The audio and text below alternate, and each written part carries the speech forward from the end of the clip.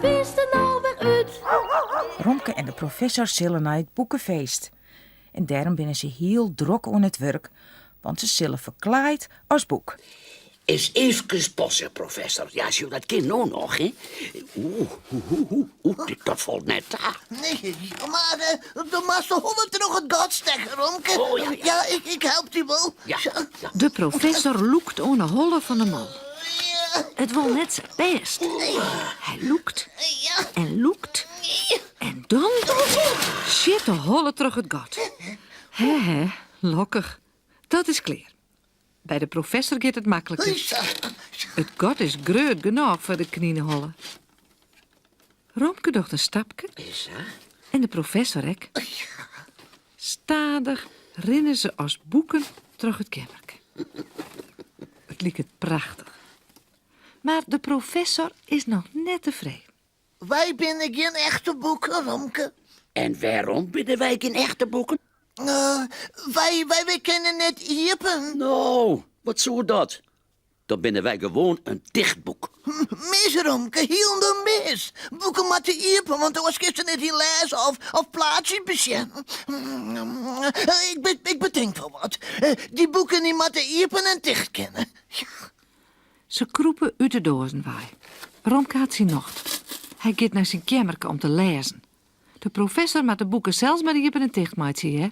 Hij vindt het wel best. De professor zucht om men. Hoe liet het nou de boeken iepen en dicht gaan? Ik weet toch wat. Ik moet je 2 automatische boeken iepen. Maar eerst dan snij ik de zitkanten van de boeken iepen. Ja. Als dat klaar is, zie ik het er 2 zwieren magneten uit de rommelbult van de kast. De magneten maken het er vast op een grote springveer van een skokbrekker van een auto. Op de magneten komen knopjes. Eén voor aan en één voor uit. Die dochter aan de zijkanten van de boeken. Als de professor het knopje aandocht, springt de veer met de magneet naar voren. En trouwt het boek iepen. Als er op het knopje uittrouwt, loekt de magneet het boek weer dicht. Ziezo.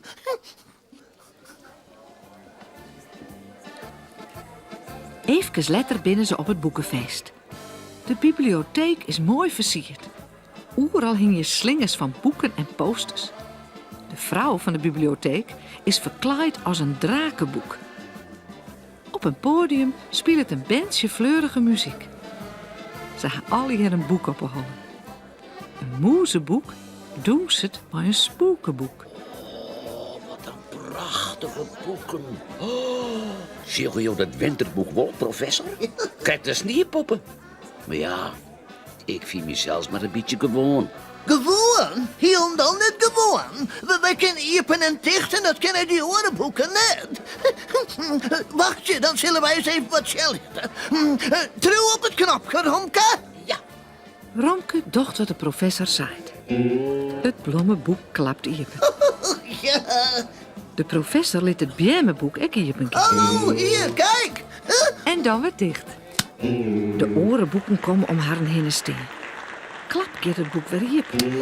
Pats, het boekje weer dicht. Dicht, ja. Dit is heel bijzonder. Soks had ze nog neers jongen op een boekenfeest. Jo had gelijk, professor. Jo bent de knapste uitvinder van heel Friesland. Ik dacht mijn boek veriepen en dicht. Romke trouwt op het knopje aan. Het boek vloept iepen. En werd dicht. En weer iepen. En werd dicht. Hield dit hudder en hudder. Flap gaat het blommenboek. En had de stik van een flinterboek op. Vloep zat het bjemmenboek van de professor. De stut van het drakenboek zit ertussen. Romke vol dat het boek ophoudt. Maar het wil net. Hap, hap. Flap, flap gaat het maar. Daar gaat de noos van het vleermachieneboek. En daar de kop van het groene roepenboek. Het wordt een grote wind. Help, help, toch wat, professor. Ja, dat is net zo makkelijk, Romke. Nee, dat gaat zomaar niet. Er is weer wat misgaan met mijn uitvindingen. Oh. Het trekt je los of zo. Na je skofke werk je de magneten net meer. De boeken klappen net meer iepen en dicht. De vrouw van de bibliotheek zucht heel lelijk. Alle feestboeken binnen stikken. Romke ziet het gauw een rolle plakboon en een pot plaksel. Een kwartiertje later kan het feest dochs beginnen. Maar het boek van Romke en de professor, dat bleef die jong dicht.